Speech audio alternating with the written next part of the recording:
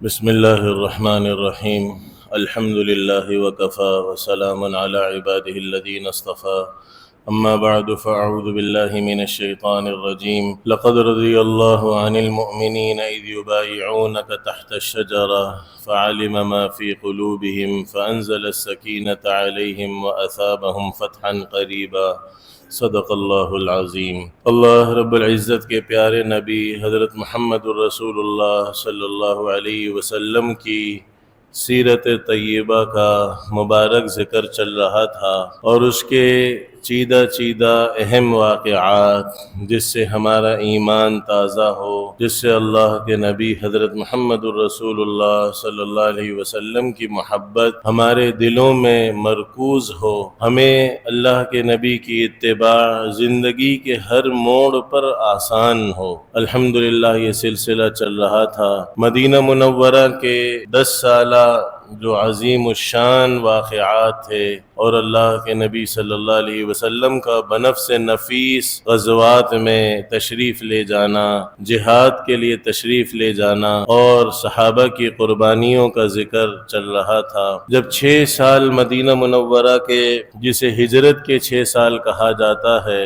گزرنے لگے، سن 6 ہجری ہوا، اللہ کے نبی صلی اللہ علیہ وسلم نے ایک خواب دیکھا کہ ہم مکہ مکرمہ میں داخل ہو رہے ہیں، میرے ساتھ کچھ صحابہ بھی ہیں۔ آپ نے خواب میں صرف مکہ میں داخل ہونے کا سفر دیکھا، اپنے کو اور صحابہ کو طواف کرتے ہوئے نہ دیکھا، پھر ان کو حلق کراتے ہوئے دیکھا، قربانی کے جانوروں کو ذبح کراتے ہوئے دیکھا۔ اب نبی کا خواب سچا ہوتا ہے، نبی کا خواب وحی ہوتا ہے۔ ہمارے خوابوں میں اور انبیاء کے خوابوں میں بہت فرق ہے۔ ہمارے خواب اگر بظاہر خوشی دکھا رہے ہیں تو وہ کبھی کبھی اس کی تعبیر غم ہوتی ہے، اگر وہ زندگی دکھا رہے ہیں کبھی اس کی تعبیر موت ہوتی ہے، اگر وہ بیماری دکھا رہے ہیں کبھی اس کی تعبیر صحت ہوتی ہے۔ اسی لیے ہر زمانے میں خوابوں کی تعبیر بتلانے والے کچھ معبرین ہوتے ہیں۔ یہ عام انسانوں کا کام نہیں ہوتا،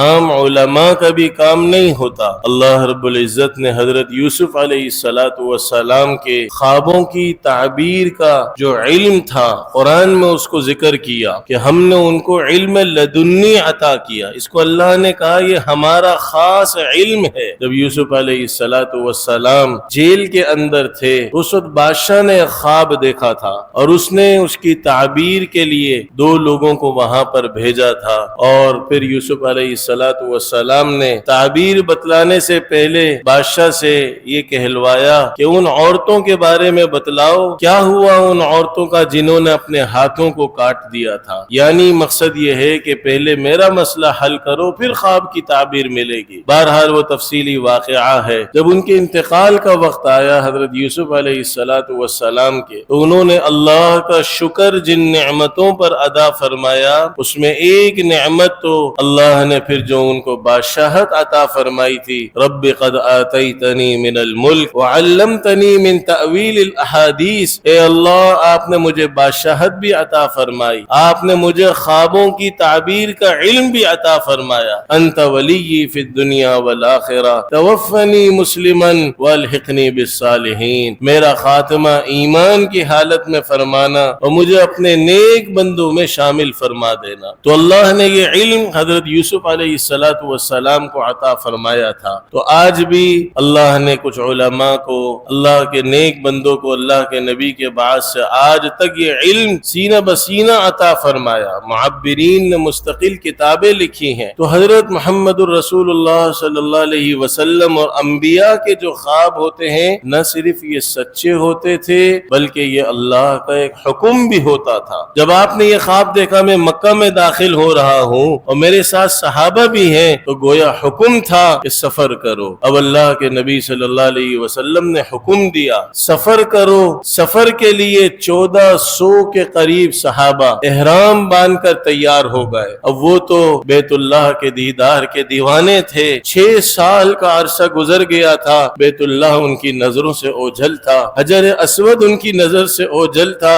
حتیم میں نماز کے شوقین تھے، وہ یہ سمجھے کہ اسی سال یہ خواب ہمارا پورا ہو جائے گا، اللہ کے نبی صلی اللہ علیہ وسلم کا یہ حکم پورا ہو جائے گا، اور اس کے لیے آپ علیہ السلام نے اونٹوں کی قربانی کے لیے بھی کچھ اونٹ اپنے ساتھ لے لیے۔ چونکہ ذی قعدہ کا مہینہ تھا، ایام حج چل رہے تھے، اور ایام حج میں جب مکہ مکرمہ کا سفر ہوتا تھا تو اگر قربانی کا جانور ساتھ ہو اور احرام پہنا ہوا ہو تو کوئی راستے میں روکتا نہیں تھا۔ اللہ کے نبی صلی اللہ علیہ وسلم یکم ذی قعدہ کو سن 6 ہجری یکم ذی قعدہ 1400 صحابہ کی ایک جماعت کے ساتھ احرام پہنے ہوئے اونٹوں کی سواری کے ساتھ مکہ مکرمہ کی طرف روانہ ہوئے، اور ادھر دشمنوں کا اور مشرکین مکہ کا عظیم اجلاس دار الندوہ میں قائم ہوا۔ انہوں نے قسمیں کھا لی، انہوں نے عزم کر لیا کہ ہم محمد اور ان کے صحابہ کو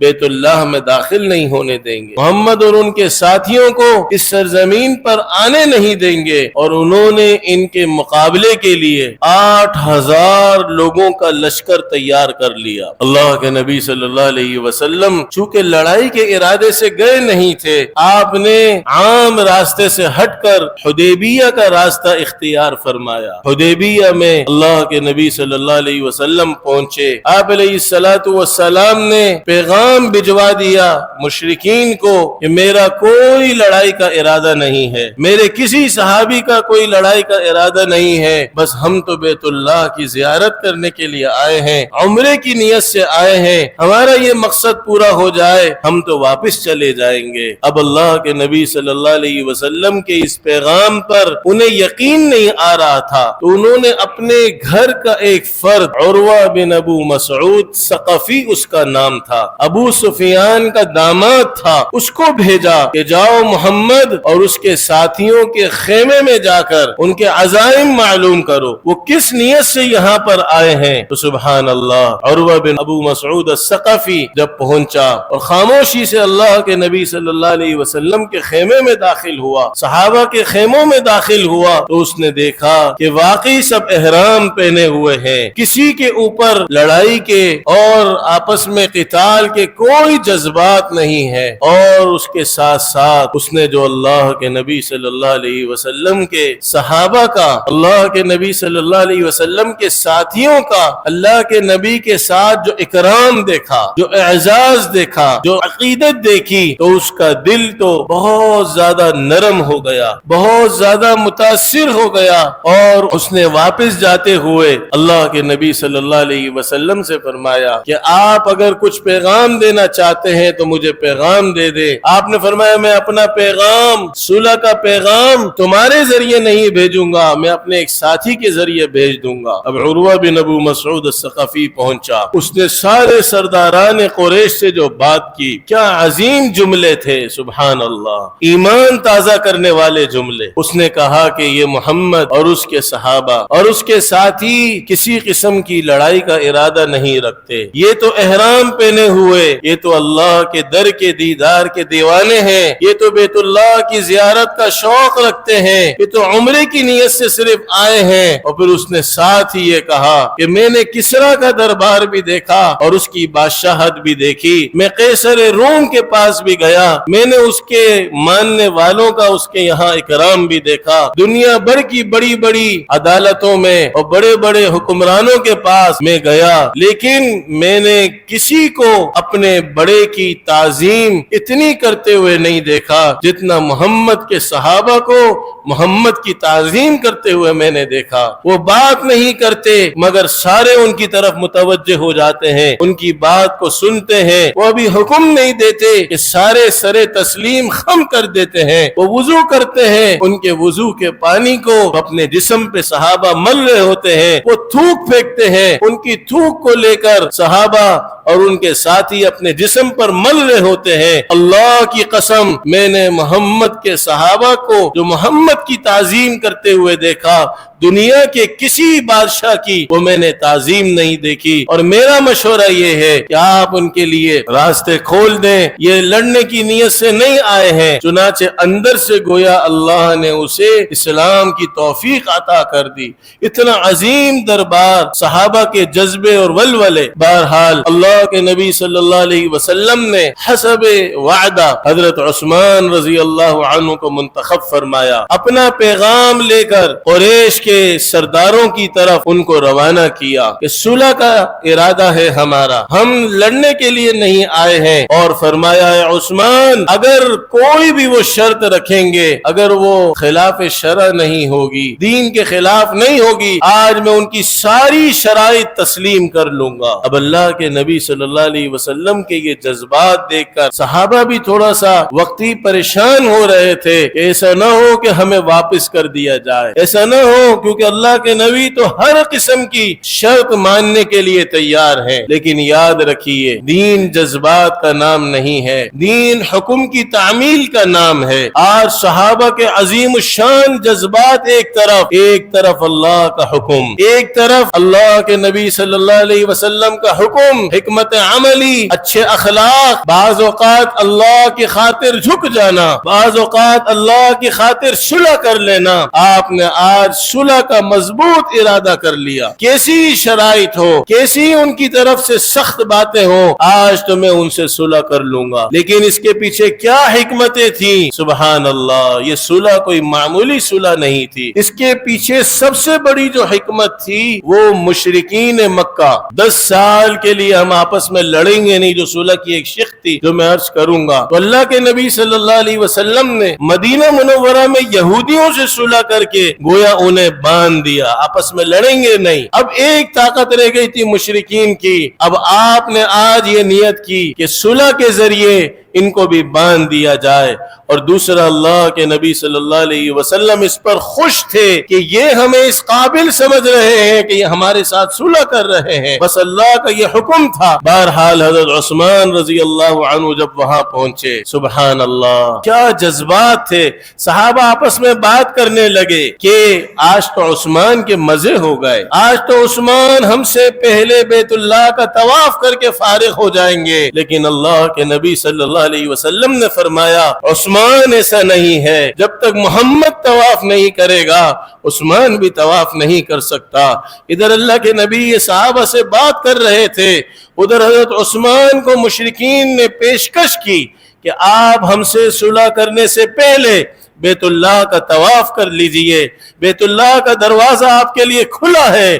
حضرت عثمان رضی اللہ عنہ نے یہی جواب دیا، جب تک میرے محبوب محمد الرسول اللہ صلی اللہ علیہ وسلم طواف نہیں کریں گے عثمان طواف نہیں کر سکتا۔ یہ سن کر مشرکین آگ بگولا ہو گئے اور ان کے جذبات گرم ہو گئے اور ان کے سارے تیور بدل گئے، اور انہیں کیا پتا تھا کہ محمد کے صحابہ کس طرح محمد کے دیوانے ہیں، اور انہوں نے غصے میں حضرت عثمان رضی اللہ عنہ کو روک لیا۔ انہوں نے کہا ہم انہیں جانے نہیں دیں گے، صلح کی باتیں تو بعد کی باتیں ہیں۔ چنانچہ جب انہوں نے ان کو روک لیا تو ادھر صحابہ کو کسی نے یہ خبر پہنچا دی کہ عثمان کو مشرکین مکہ نے قتل کر دیا۔ اب اللہ کے نبی صلی اللہ علیہ وسلم کے جذبات، صحابہ کے جذبات وہ بیان نہیں کیے جا سکتے۔ چنانچہ آپ علیہ السلام نے درخت کے نیچے صحابہ سے بیعت لی، اور وہ بیعت کس پر تھی؟ وہ بیعت قتال پر بیعت تھی، وہ بیعت موت پر بیعت تھی، وہ جہاد پر بیعت تھی کہ جب تک ہم عثمان کے خون کا بدلہ نہیں لے لیں گے ہم یہاں سے نہیں جائیں گے۔ آپ علیہ السلام اور صحابہ کی اس بیعت کا ذکر اللہ نے سورہ فتح کے 3 رکوع میں فرمایا، اور ان صحابہ کے جذبات کو دیکھ کر قیامت تک کے لیے ان کو ایک لقب مل گیا، لقد رضی اللہ عن المؤمنین اذ یبایعونک تحت الشجرہ۔ صحابہ کو جو ہم رضی اللہ عنہ جو بولتے ہیں، حضرت ابو بکر رضی اللہ عنہ، حضرت عمر رضی اللہ عنہ، یہ قرآن نے ان کو لقب دیا۔ اللہ راضی ہو گئے ان ایمان والوں سے۔ کس وقت یہ پیغام ان کو ملا، کس وقت یہ خوشخبری ان کو ملی، کس وقت یہ لقب ان کو ملا؟ اذ یبایعونک تحت الشجرہ، جب یہ ایک درخت کے نیچے آپ کے ہاتھ پر بیعت کر رہے تھے. فانزل اللہ، پھر اللہ تعالیٰ نے ان پر سکینے کو اتار دیا. فعلم ما فی قلوبہم، اللہ ان کے دلوں کے جذبات کو جانتے تھے. فانزل السکینۃ علیہم واثابہم فتحا قریبا. اب بظاہر یہ صلح ہو رہی ہے اور فتح قریب، بہت جلد فتح کی خوشخبری، فتح مکہ کی خوشخبری ان کو سنائی جا رہی ہے. بہرحال یہ بیعت تو ہو گئی، حتیٰ کہ 1400 صحابہ نے ایک ایک کر کے آپ کے ہاتھ پر بیعت کی. پھر آپ علیہ السلام نے حضرت عثمان رضی اللہ عنہ کے بارے میں فرمایا، ہذہ ید عثمان، یہ عثمان کا ہاتھ ہے. اپنے دائیں ہاتھ کو بائیں ہاتھ پہ رکھ کر آپ نے حضرت عثمان رضی اللہ عنہ سے بھی بیعت کی. اور پھر خبر یہ پہنچی، یہ جذبات اللہ کو دیکھنے مقصود تھے، یہ پروانہ ان کو ملنا مقصود تھا. پھر خبر پتہ چلی کہ عثمان تو زندہ ہے اور وہ جلدی پہنچنے والے ہیں. چنانچہ حضرت عثمان رضی اللہ عنہ کو آتا دیکھ کر صحابہ خوشیوں سے ان کے جذبات نہ رہے، اور ظاہر ہے کہ بہت زیادہ مایوسی کے بعد ایک امید کی کرن ہو گئی. اب مشرکین کی طرف سے سہیل بن عمر کو صلح کا پیغام، صلح کی شرائط دے کر بھیجا گیا. سہیل بن عمر کو آتا ہوا دیکھ کر اللہ کے نبی صلی اللہ علیہ وسلم نے نیک فالی لی. آپ نے فرمایا سہیل آ رہا ہے، اللہ اس معاملے کو سہل فرما دیں گے، اللہ آسان فرما دیں گے. بہرحال دیکھنے میں تو معاملہ بہت سخت تھا. صلح کی شرائط پر تبادلہ خیال ہونا شروع ہوا، اور سب سے پہلی شرط کیا تھی؟ پہلے تبادلہ خیال ہوا، لکھنا بعد میں ہوا. تبادلہ خیال میں پہلی شرط یہ رکھی گئی کہ اس سال اسی حال میں واپس ہونا پڑے گا. اب صحابہ سن رہے ہیں، ان کے جذبات گرم ہیں، انہوں نے بیت اللہ کو دیکھنے کا ارادہ کر لیا ہے، لیکن اللہ کے نبی صلی اللہ علیہ وسلم قبول فرما رہے ہیں. ٹھیک ہے، اس سال ہم واپس چلے جائیں گے، آئندہ سال 3 دن کے لیے آئیں گے اور عمرۃ القضاء کر کے واپس چلے جائیں گے. اگر کوئی مشرکین، اگلی شرط، کوئی مشرکین مسلمان ہو کر مدینہ جائے گا تو صحابہ اس کو واپس کر دیں گے. اگر مسلمانوں میں سے کوئی مرتد ہو کر مکہ آئے گا اسے واپس نہیں کیا جائے گا. اب یہ شرائط اتنی سخت تھیں، لیکن اللہ کے نبی صلی اللہ علیہ وسلم نے فرمایا سب کچھ منظور ہے. آج مجھے میرے رب کا حکم ہے کہ میں سب ماننے کے لیے تیار ہوں. اس کے پیچھے کیا جذبات تھے، کیا صلح اور فتح مکہ کی بشارت تھی. یہ صلح نہیں تھی، یہ ایک بہت بڑی فتح کی خوشخبری تھی. اور اس دوران صلح حدیبیہ کی برکت سے صحابہ کے ساتھ جو مشرکین مکہ کے روابط قائم ہوئے، اسی دوران کتنے بڑے بڑے لوگ مسلمان ہوئے اور ایک دروازہ اسلام کا کھل گیا. ظاہر ہے کہ روابط قائم ہو گئے، اور اس میں یہ بھی شرط رکھی گئی کہ 10 سال تک آپس میں کوئی جنگ نہیں ہوگی. ابھی یہ بات چیت چل رہی تھی کہ اسی سہیل بن عمر کا بیٹے حضرت ابو جندل رضی اللہ عنہ زنجیروں میں جکڑے ہوئے، گرتے پڑتے زخمی حالت میں مسلمانوں کے مجمع میں آ رہے تھے. سہیل نے دیکھا کہ میرا بیٹا ابو جندل مسلمان ہو کے آ رہا ہے، فوراً کہا اے محمد اس کو واپس کر دو. آپ نے فرمایا ابھی ہماری صلح پوری تو نہیں ہوئی. تو اس نے کہا کہ نہیں، اگر اس کو واپس نہیں کیا گیا، یہ ہمارا طے ہو گیا ہے، تو ہم اس صلح کو ختم کر دیں گے، ہم یہ صلح کرنے کے لیے تیار نہیں ہیں. اب صحابہ آپس میں گفتگو کر رہے ہیں، ظاہر ہے اپنے ایک ساتھی کو واپس کرنا، لیکن اللہ کے نبی صلی اللہ علیہ وسلم نے حکمت عملی اپنائی، جذبات سے کام نہیں لیا. آپ نے واپس کرنے کا حکم بھی دیا. آپ ان کو یہ تاثر دینے نہیں چاہ رہے تھے کہ ہم وعدہ خلافی کرنے جا رہے ہیں. آپ نے صبر و تحمل اور ایفاء عہد، یاد رکھیے جس میں صبر نہ ہو، جس میں ایفاء عہد نہ ہو، وہ کبھی قوم کا لیڈر نہیں بن سکتا. اللہ کے نبی صلی اللہ علیہ وسلم لیڈروں کے لیڈر، سرداروں کے سردار، اماموں کے امام کیسے جذبات سے کام لے سکتے تھے. آپ نے ان کو واپس کرنے کا حکم دے دیا. اتنے میں حضرت عمر فاروق رضی اللہ عنہ سے نہ رہا گیا، تشریف لائے، عرض کیا یا رسول اللہ کیا آپ اللہ کے برحق نبی نہیں ہیں؟ اللہ کے نبی نے فرمایا بالکل میں اللہ کا برحق نبی ہوں. کیا یا رسول اللہ ہم حق پر نہیں ہیں؟ آپ نے فرمایا بالکل تم بھی برحق ہو۔ پھر فرمایا یا رسول اللہ کیوں ہم یہ ذلت والی یہ صلح کو قبول کریں، کیوں ہم ان کو واپس کرنے کی اجازت دیں؟ آپ نے فرمایا میں اللہ کا برحق نبی ہوں اور اللہ کا مجھے حکم ہے اور میں اللہ کے حکم کی تعمیل کرتا ہوں، لہذا یہی اللہ کا آج حکم ہے۔ پھر وہ حضرت ابو بکر کے پاس گئے، یہی جوابات حضرت ابو بکر رضی اللہ عنہ نے بھی دیے۔ آپ علیہ السلام اپنے پیچھے عبداللہ ابن ام مکتوم رضی اللہ عنہ کو امام اور مؤذن اور مسجد نبوی کی دیکھ بھال دیکھنے کے لیے مدینہ منورہ میں منتخب فرما چکے تھے، مقرر فرما چکے تھے، اور باقی تقریباً صحابہ کے ساتھ آپ یہاں پر آئے ہوئے تھے۔ سب کے جذبات تھے کہ ہم نے آج تو داخل ہونا ہے۔ آپ نے اس صلح کی تکمیل کے لیے اس کو لکھنے کا حکم دیا۔ لکھتے ہوئے سب سے پہلے آپ نے فرمایا بسم اللہ الرحمن الرحیم لکھو، تو سہیل نے کہا ہم رحمان اور رحیم کو نہیں جانتے، بس بسمک اللہم لکھو۔ آپ نے فرمایا بسمک اللہم لکھو۔ حضرت علی رضی اللہ عنہ کاتب تھے، لکھ دیا۔ پھر یہ لکھا حضرت علی رضی اللہ عنہ نے ھذا ما قضى به رسول اللہ صلی اللہ علیہ وسلم، کہ یہ وہ فیصلہ ہے جو اللہ کے نبی صلی اللہ علیہ وسلم، یہ وہ صلح نامہ ہے جو اللہ کے نبی اور آپ کے صحابہ کا دشمنوں کے ساتھ، مشرکین مکہ کے ساتھ ہو رہا ہے۔ تو سہیل نے کہا خالی محمد لکھو، اگر رسول اللہ ان کو لکھنا ہی ہے تو ہمارا جھگڑا ہی ختم ہو گیا۔ اللہ کے نبی نے فرمایا محمد کے آگے سے رسول اللہ کا لفظ مٹا دو۔ حضرت علی سے فرمایا، حضرت علی نے کہا یا رسول اللہ یہ تو نہیں ہو سکتا، یہ تو میں نہیں کر سکتا، یہ میری مجال نہیں ہے۔ حضرت علی کی حضور سے عقیدت اور پھر حیدر کرار اور پھر بہادری کے جذبات، بہرحال آپ نے خود لیا۔ حضرت علی کے ہاتھ سے وہ کاغذ لیا اور آپ نے اپنے ہاتھ سے رسول اللہ کا لفظ مٹا دیا۔ آپ نے کہا آج میرے رب کا حکم ہے، میں رسول اللہ بھی ہوں، میں محمد ابن عبداللہ بھی ہوں، لکھ دو محمد ابن عبداللہ، کوئی فرق نہیں پڑتا۔ بہرحال پھر یہ صلح کی مکمل تکمیل جو ہوئی لکھ دیا گیا۔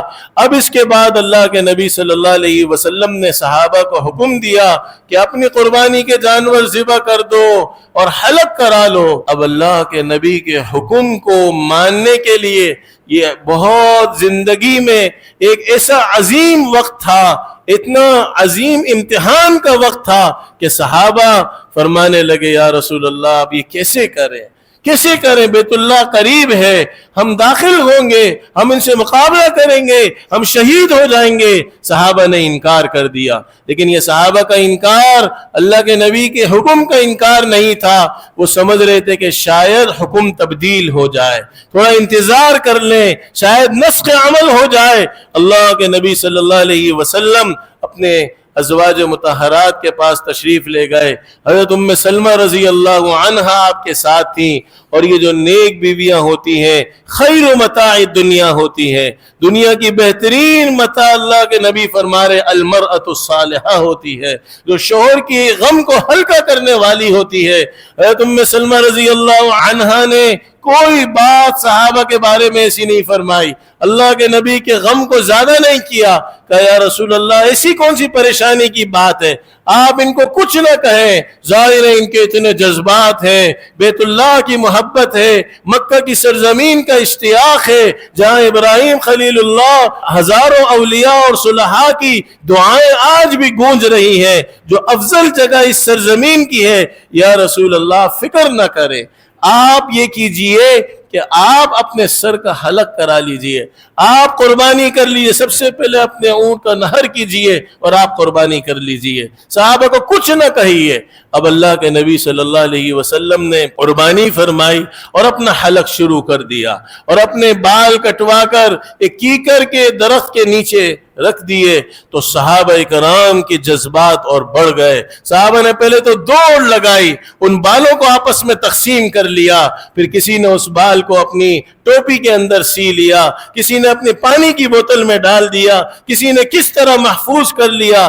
آج بھی دنیا بھر کے اندر منہ مبارک اللہ کے نبی صلی اللہ علیہ وسلم کے موجود ہیں، اور وہ آپ چونکہ اپنی قبر میں حیات ہیں، تو جو واقعتاً اللہ کے نبی کے بال ہوتے ہیں وہ ہر سال بڑھ بڑھتے بھی رہتے ہیں۔ تو حدیبیہ کے موقع پر یہ بالوں کی تقسیم ہوئی۔ اب جب صحابہ نے دیکھا اللہ کے نبی نحر بھی کر چکے، حلق بھی کرا چکے، وہ انہوں نے خود ایک دوسرے کو جلدی جلدی حلق کرنا شروع کر دیا، حتیٰ کہ جلد بازی میں ایک دوسرے کے سر بھی زخمی کر دیے، کیونکہ ان کو یہ تھا کہیں اللہ ناراض نہ ہو جائے، ہم نے حضور کو منع کیا، بس انہیں یقین ہو گیا کہ اب حکم کی تبدیلی نہیں ہو سکتی، اب حکم کی تبدیلی نہیں ہو سکتی، اور اس طرح غموں کے ساتھ وہ واپس ہونے لگے۔ اللہ نے سورہ فتح اتار دی۔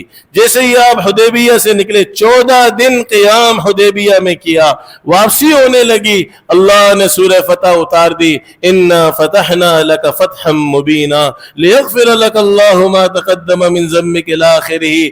گویا کہ یہ صلح نہیں ہے، یہ ایک بہت بڑے فتح کی خوشخبری ہے، اور اللہ نے پھر 2 سال کے عرصے میں فتح مکہ کا عظیم الشان واقعہ جسے انشاءاللہ زندگی رہی تو عرض کیا جائے گا، اللہ نے وہ خوشخبری سنائی تو صحابہ کے پھر جذبات اور صحابہ کا غم ہلکا ہوا، اور پھر انہیں یقین ہوا کہ آنکھیں کچھ اور دیکھتی ہیں، اور محمد الرسول اللہ صلی اللہ علیہ وسلم اور اللہ کے جو حکم ہوتے ہیں ان کے پیچھے کیا حکمتیں ہوتی ہیں، اور اس جذبات کے ساتھ، اس لقد رضی اللہ عن المؤمنین کے پروانے کے ساتھ صحابہ پھر وہاں سے لوٹے۔ اللہ رب العزت سے دعا ہے اللہ بھائی ہمیں بھی صحابہ کی طرح اپنے محبوب صلی اللہ علیہ وسلم کے عشق و محبت والی زندگی نصیب فرمائے، اور اللہ بھائی حرمین شریفین کی قبولیت والی حاضری ہم سب کو بار بار نصیب فرمائے۔ وآخر دعوانا ان الحمدللہ رب